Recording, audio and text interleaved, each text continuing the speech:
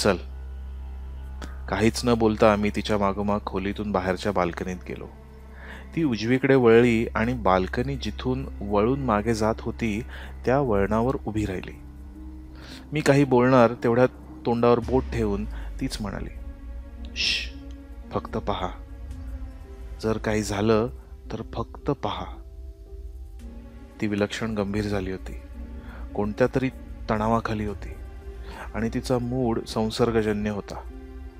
आम्ही उभे होतो ती जागा जराशी अंधारातलीच होती आणि बाल्कनीचा पुढचा भाग तर अगदीच अंधारलेला होता. तिकडेच चंदी एकटक पाहत होती आणि मग एकदम तिने माझा डावा हात घट्ट धरला. "ते पहा," ती अगदी हलक्या आवाजात म्हणाली. पण तिने मला सांगायची जरुरीच नव्हती. मलाही ते दिसलं होतं. ते किंवा तो. बाल्कनीच्या त्या टोकाकडून तो आमच्या दिशेने येत होता. मान किंचित खाली वळलेली, दोन्ही हात मागे गेलेले.